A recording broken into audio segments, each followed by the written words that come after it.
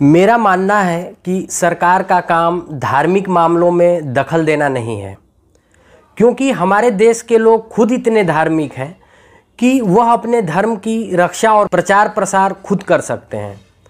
सरकार का मुख्य काम है लोगों को रोजगार का अवसर मुहैया कराना, सुरक्षित और भयमुक्त सामाजिक वातावरण मुहैया कराना, अच्छी स्वास्थ्य सुविधाएं मुहैया कराना, शिक्षा का प्रबंधन करना, सड़क बनवाना, बिजली पानी मुहैया कराना।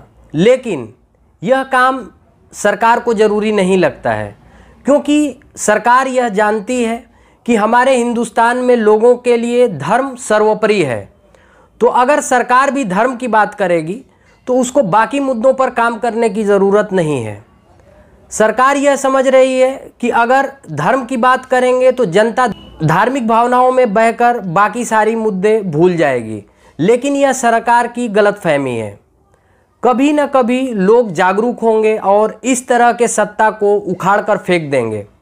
सरदार वल्लभ भाई पटेल ने कहा था कि अगर जनता एकजुट हो जाए तो किसी भी सरकार को उखाड़ कर फेंक सकती है।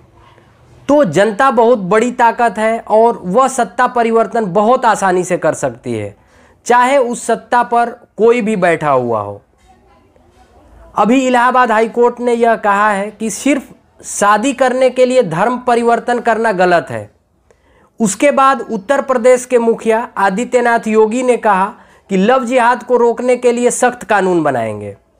योगी जी जितनी तत्परता लव जिहाद को लेकर आप दिखा रहे हैं, अगर उतनी ही तत्परता उत्तर प्रदेश में अपराध रोकने के लिए दिखाते, उत्तर प्रदेश की कानून व्यवस्था की स्थिति और उसकी सूरत कुछ और होती।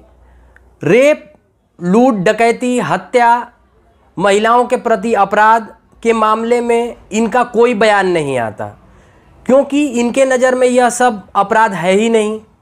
लेकिन अगर कोई लड़का लड़की अपनी पसंद से और अपनी मर्जी से शादी करते हैं तो यह बहुत बड़ा अपराध है इनके नज़र में, और इसको धर्म के आधार पर लव जिहाद का तमगा दे दिया जाता है, जिससे कि कुछ कट्टरपंथी इसका विरोध कर सकें और उन लोगों के निजी ज़िंदगी को तबाह कर सकें, और इस आधार पर देश के लोगों के बीच में फूट डाला जा सके, लोगों को बांटा जा सके, ताकि इनका राजनीतिक सफ़र और जो इनका राजनीतिक लक्ष्य है उसको आसानी से प्राप्त कर सकें।